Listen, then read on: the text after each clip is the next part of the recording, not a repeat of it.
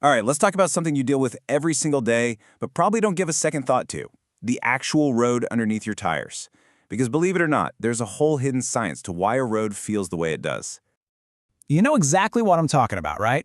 One second, you're just gliding, smooth as silk on a new highway, and the next, you turn onto a street that feels like it's trying to shake your car to pieces. So what's the deal? What is the actual difference? Well, it's not random. There's a science to it. You see, that feeling, that smooth ride or that bone-jarring rattle, it isn't just, a feeling. In the world of civil engineering, it has a specific name, and it's something they can measure with incredible precision. And that name is road roughness. It's the official term for all the continuous little ups and downs on a pavement surface. Now, the key thing here is that we're not just talking about obvious potholes.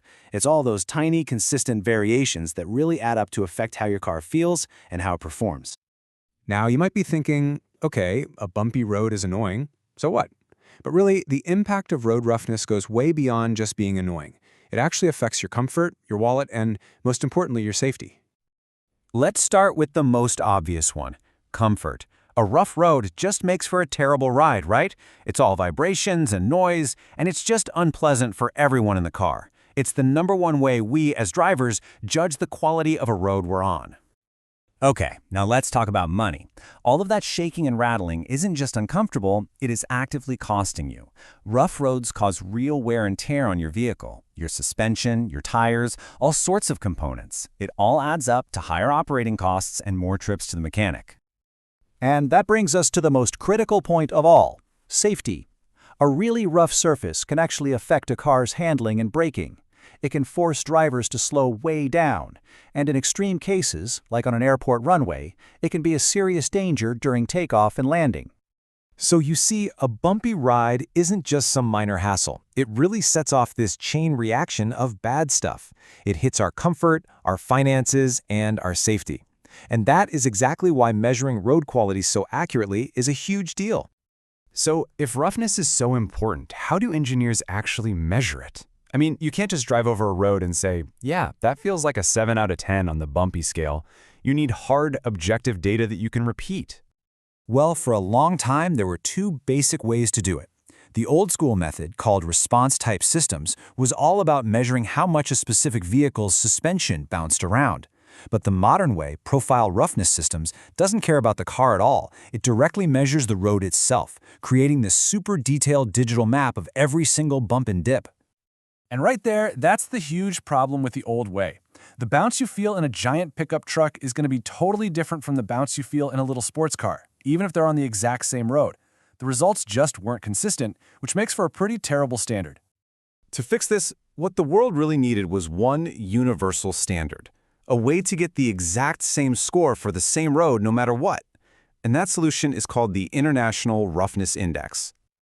So, say hello to the International Roughness Index, or IRI for short. This thing is the global gold standard, and here's the absolutely brilliant part. The IRI isn't measured by a real car at all. It's all calculated in a computer simulation. So here's how this magic works. First, a special vehicle loaded with lasers and sensors drives the road and scans it, creating a perfect digital map of the surface. Then, a computer creates a mathematical model of a totally standard car. They call it a quarter car, and simulates it driving over that digital map at exactly 80 kilometers per hour. The final score, the IRI, is just the total up and down movement of that virtual car's suspension. It's genius, because it's a perfect, repeatable, universal measurement.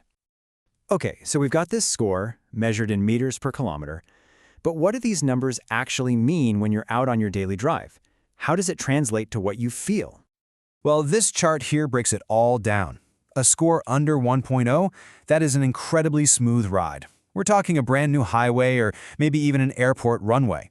Between 1 and 2 is good, which is what you hope for on any major road. But once you start getting above 3, you're officially in poor territory. And anything over 5, well, that road is in serious need of help. So, let's put it in context.